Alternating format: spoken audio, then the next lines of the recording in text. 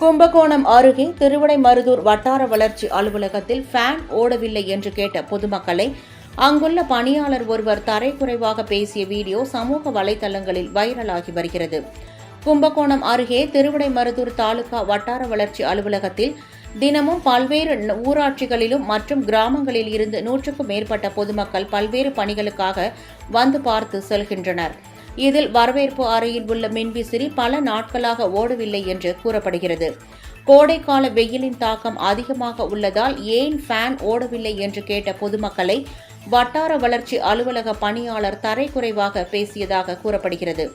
இது குறித்து வட்டார வளர்ச்சி அலுவலர் கேட்டபோது அவருக்கு சுகர் அதிகமாகிவிட்டது, அதனால் அப்படி பேசுகிறார், அரசு அலுவலகத்தில் இதெல்லாம் சாதாரண விஷயம் என்று கூறும் வீடியோ சமூக வலைதளங்களில் வைரலாகி வருகிறது. அதான் கேட்டா புரியல இல்லை கேட்குறேன் ஃபேன் ஓடணும் மக்கள் எவ்வளோ நாளா நீங்கள் அப்படியே நீங்கள் பேசுகிறீங்க உங்கள் பேர் என் பேர் எதுவும் தெரியாது தெரியாது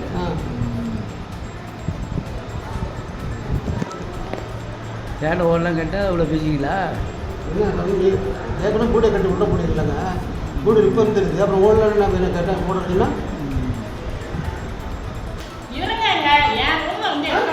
இல்லை அவர் வாடா போடாங்க சொல்கிறாங்க அதுதான் வாடா போடாங்க. நான் இல்லைங்க ஒரு வேலை பார்க்குற எப்படி பேசலாம் அதெல்லாம் நான் உங்களை பார்க்க தான் வந்தேன் மேடம். வந்தப்போ கேட்குறேன் ஒரு நிமிஷம் தான் ஃபேனு ஓடலையே வெளியில் அந்த ஃபேனு ஓடல இந்த ஃபேனு ஓடலையே எல்லாம் மக்கள் வந்து எல்லாம் சுவிட்சை போட்டு நிற்கிறாங்களே என் ஃபேனு ஓட தான் கேட்டேன்.